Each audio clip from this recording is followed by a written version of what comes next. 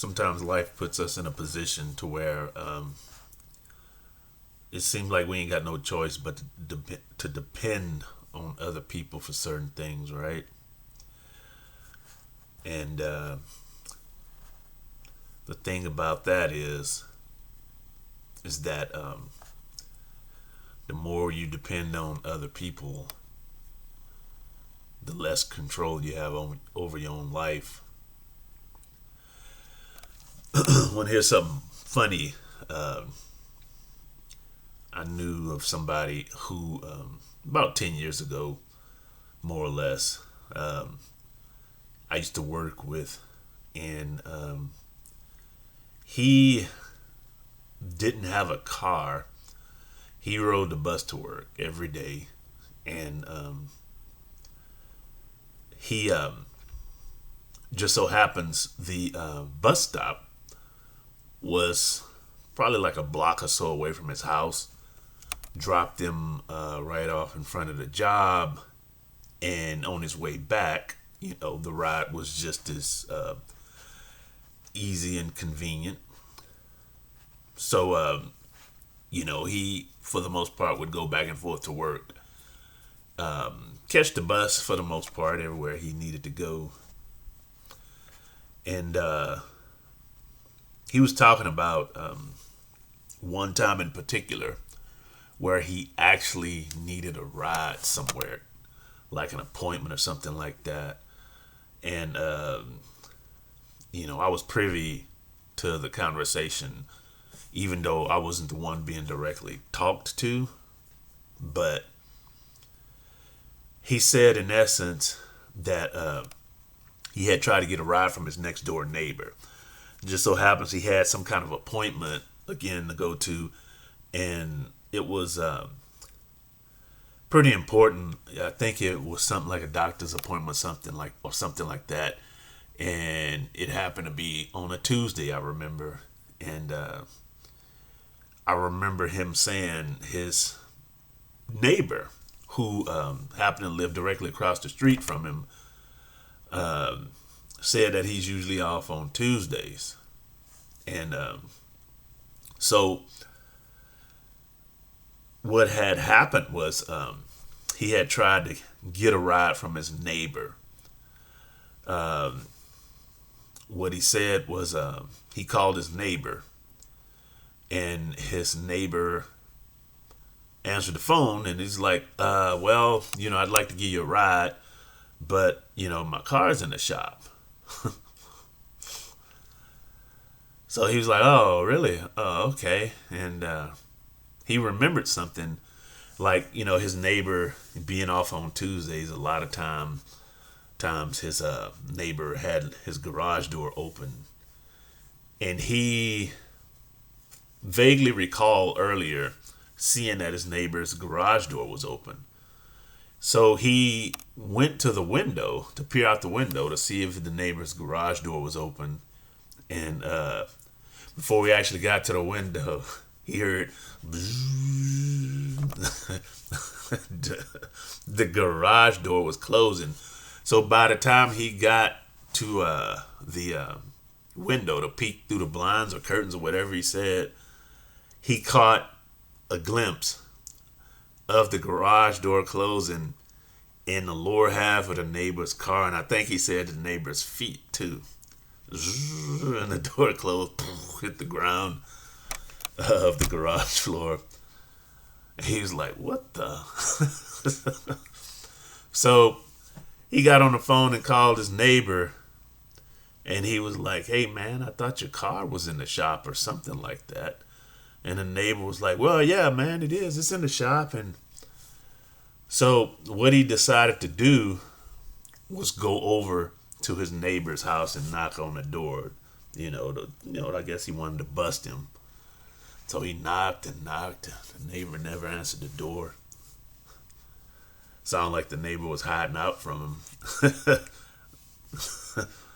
Kind of like I've done at times when Jehovah's Witnesses would knock on my door, But no, the neighbor didn't answer the door, and he was knocking and knocking and knocking. The neighbor didn't answer. So he scurried back to his house. He was pressed for time. So he got whatever, did what he had to do to get ready and bolted to the bus stop. Uh, he caught the bus, but unfortunately, I guess he was late for his appointment and he ended up having to reschedule.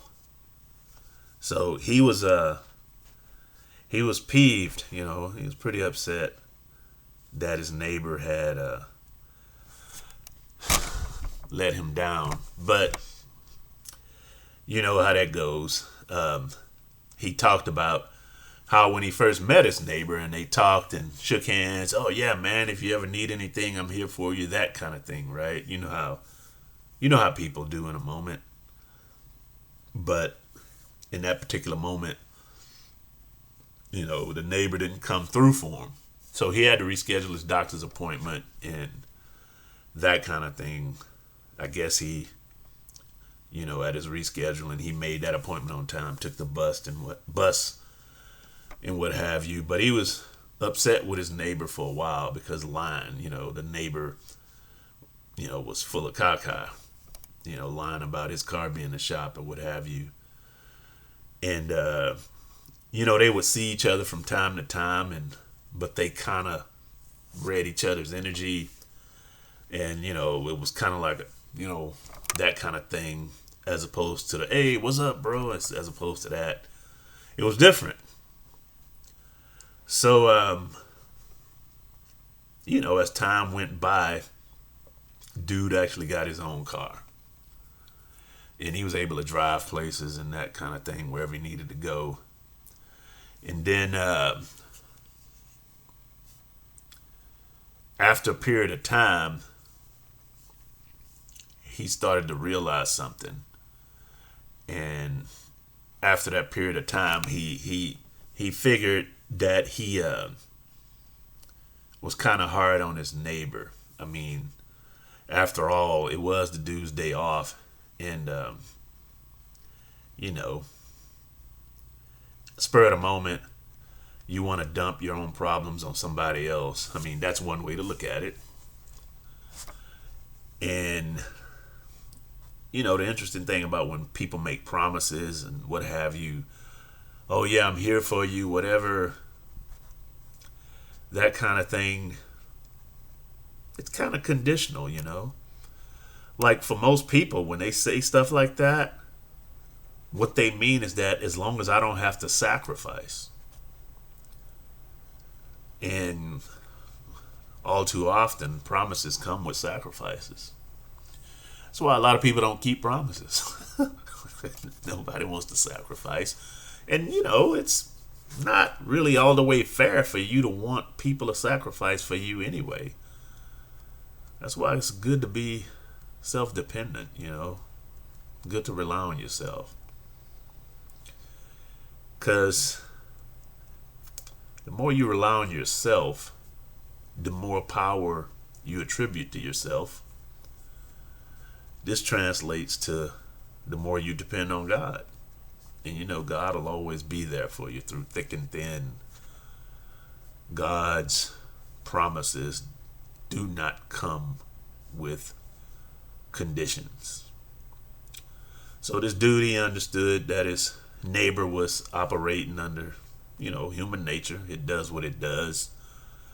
So one day he saw his neighbor again and, you know, went over there, hollered at him, didn't bring up the car incident, the ride incident, didn't bring it up, shook hands, that kind of thing. And, you know, they were cool again. But yeah, I mean, you know, depending on people. I mean, there's some kind of exceptions, you know, like kids depend on their parents. That's just the way it goes. You might have a spouse in certain ways, you depend on each other. But even those kind of dependencies, I mean, they can be conditional too. I mean, if you could depend on somebody without expectations, then you got it on the ball. Always have a plan B. If you can't depend on other people, plan B is to depend on yourself. Or maybe plan B should be plan A. And if plan B is plan A, you won't need a plan B. Anyway, I hope you guys are good. God be with you.